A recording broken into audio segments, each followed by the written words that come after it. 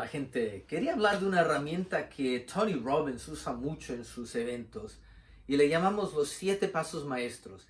Es una herramienta que les voy a dar la abreviación ahora, le llamamos Epidace en español, y cada paso tiene que ver con una forma de acercarnos para ayudar más a la gente. Ahora, si haces 2 pasos fuera de orden no te va a funcionar. Y he encontrado que cuando alguien aprende esta herramienta, como en mi programa de coaching de grupo, suele pensar en términos de que, bueno, yo estoy en paso 1 con alguien, en paso 3, pero lo bueno es ver cómo con la misma persona, dependiendo de la situación o problema, puedes estar en diferentes pasos. Esta herramienta, de nuevo, es para quienes desean mejorar la calidad de su relación con la gente y conseguir ayudarlos mejor. Hoy les voy a dar una vista general, un bosquejo de los 7 pasos, pero voy a hacer un video para cada uno de estos pasos para explicarlos más a fondo. Entonces, el primer paso, la E, letra E de entender el mundo de la otra persona. Si tú no entiendes cómo la otra persona piensa o por qué piensa así, va a ser muy difícil ayudarlo. Ahora, a veces sucede que tú entiendes a la persona, pero la persona no se siente entendida. Entonces la P es para palanca. Y tal vez recuerden, creo que fue Arquímedes que dijo, dame una palanca suficientemente larga y podré mover el mundo.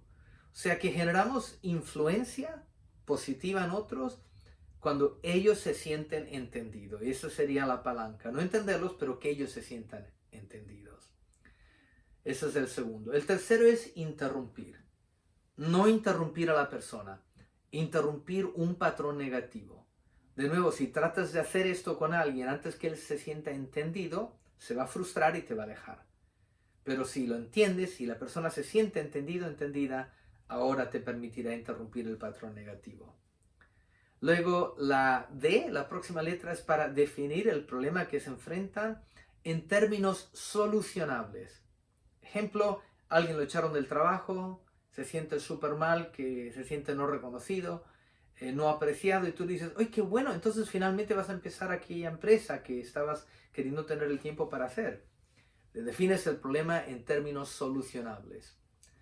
Esa es la D. La A es de anclar. Anclar es una vez que has logrado que la persona esté en un estado más positivo, tienes que anclarlo con algún gesto o función física. Suelo hacerlo con mi madre cuando está confundida o quiere estar enojada y la recuerdo de algo positivo, le digo high five, mano en alto, ¿no? Chócala.